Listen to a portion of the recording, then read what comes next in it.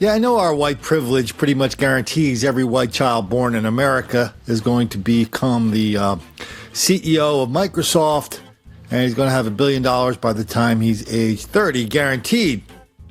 But there is one thing that our white privilege doesn't really guarantee us. If at some point in our lives we feel we're not being treated fairly or this whole America thing isn't really working out for us, I don't think a lot of white people feel like they can go back to Italy or Germany or England or Scotland or the Netherlands or wherever. No, we're kind of stuck here.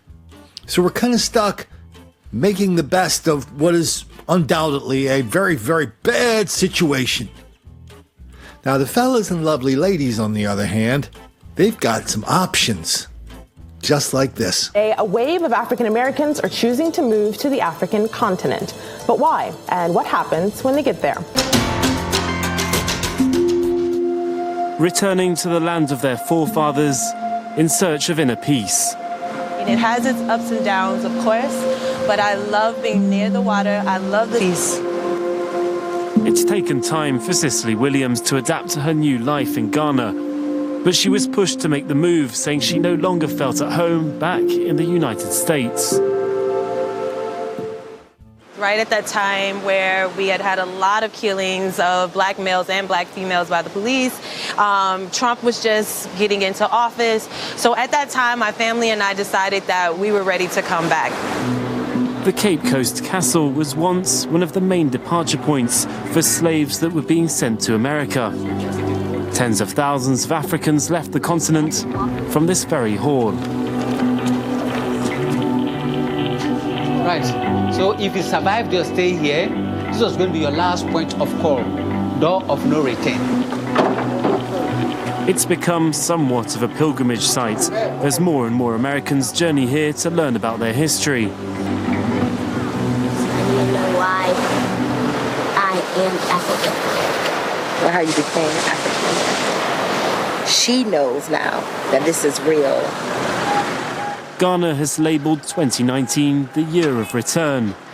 The government aims to attract more of the African diaspora, just like Candice and Stephen Williams, who left Baltimore 2 years ago. A radical change, they've even adopted new names. Welcome back home. Thank you. What's your local name? My local name is Kojo. Kojo. Monday born. I'm Kofi. The market organizer is thrilled to see that Americans are moving here. They've been out of the continent for a very long time. They've acquired a lot of knowledge. Africans still need a lot of knowledge to develop it. Yeah, we've seen a lot, so we are happy. And I, for one, am happy. But despite his warm welcome, integrating into Ghanaian society hasn't been as straightforward as they'd expected. You know, because of our complexion or our accent, some people refer to us as white. You know, they don't know what a black American is.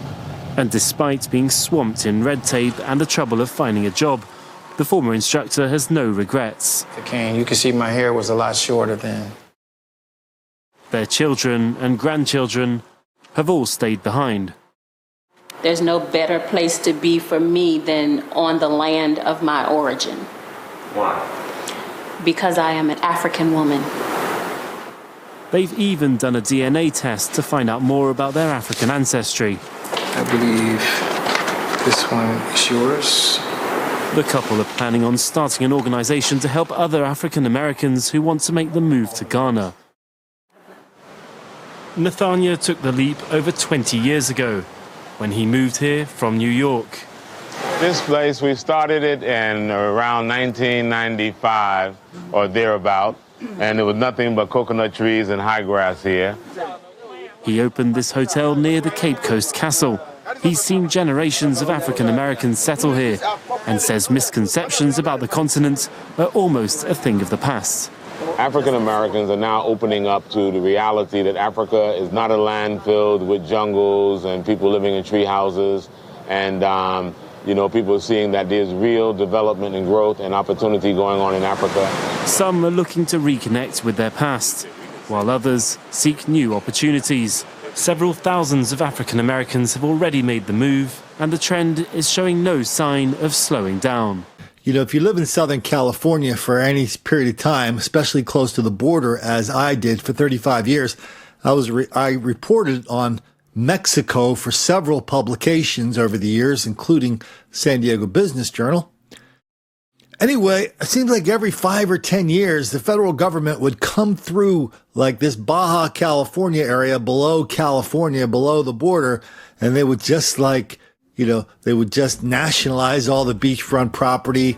They'd revoke all these complicated real estate agreements that Americans use to buy property in Mexico near the water. And it was just one big nightmare of property rights and law and the rule of law. And it was strictly who you knew, who you paid off, all that kind of stuff. Please, sir, I want some more. I've seen dozens of these stories on the fellas and their lovely ladies going back to their homeland. I haven't seen one story talking about, well, what about the rule of law? What about your property? What about the generalissimo running the outfit? How's that working out? Is it working out long term? And I wonder who's going to be the first one to do the story when they do the obligatory Ghana story, when you go through that hallway where all the slaves, the slaves pass through before their journey to the New World. By the way, most of the slaves went to South America. Bam!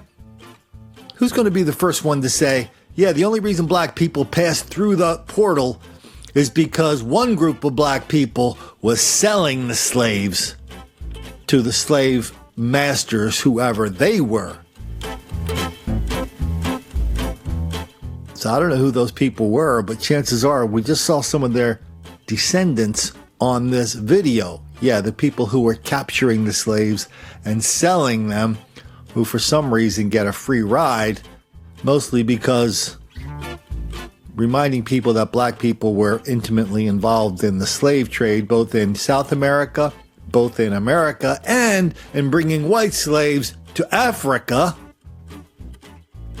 Well, reminding people of that, yeah, that will make the black kids angry.